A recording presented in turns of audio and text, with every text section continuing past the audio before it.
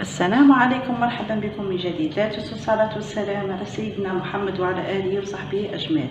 بسم الله. اليوم جبت لكم قالب الدجاج. إليكم المقادير، نبدأ على بركة الله. هنايا عندي دجاج درت له شوية زيت، شوية بصل والكركم والسكنجبير والملح وسناتهم ودرته يطيب. هذا غير نص صدر تاع دجاج، من بعد خليته يبرد وفتته. وهنايا عندي نص كاس حليب. هنايا عندي علبة يايوغ طبيعي، 5 مغارف فرينة، ملعقة صغيرة تاع خميرة، 2 حبات بيض وفلفل اسود والملح. نبدا على بركة الله. هنا عندي في اناء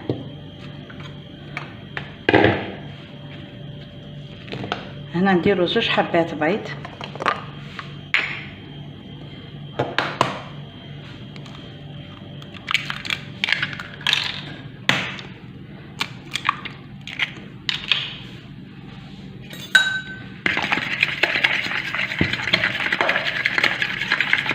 نديرو نص كاس حليب.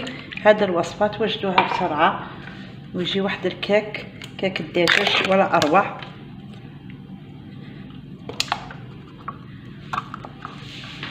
وهنايا عندي هذا القالب تاع الكيك، درت فيه هذا الورق الطهو، درت فيه الزيت باه خفت لا يلصق لي.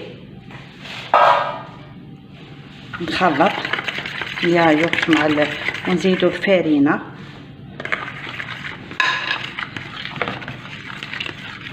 ونزيدو شويه فلفل اسود والخميره ملعقه صغيره. وهنايا عندي شويه فلفل اسود، ونديرو شويه من خاطر الدجاج راني مطيباته بالملح، ما نكثروش الملح. نخلط مليح.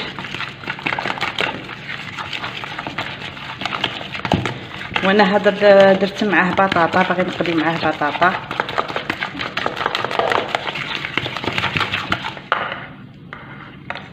نديرو الدجاج تاعنا ونخلطو كلشي.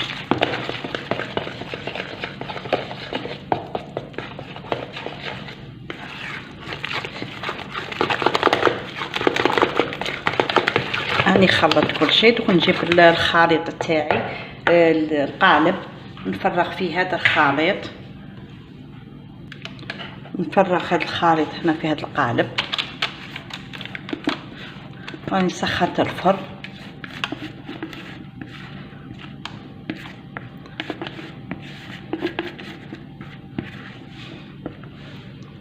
وتوجدوه بسرعة.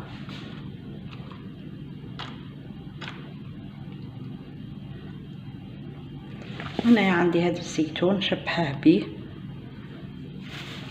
واللي ما عندهاش ما ديرهش.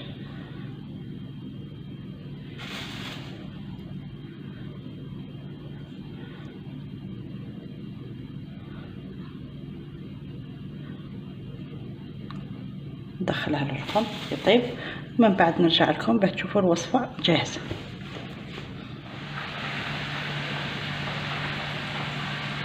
قالب الدجاج راه امامكم، ان شاء الله تجربوه، ان شاء الله يعجبكم. وهذا الكريمه درت الجبن الطاري مع الحليب وميكسيتهم. بالصحه والراحه، والى الملتقى في وصفه اخرى ان شاء الله. لا تنسوا الاشتراك في قناتي وتفعيل الجرس حتى يصلكم كل جديد، وشكرا.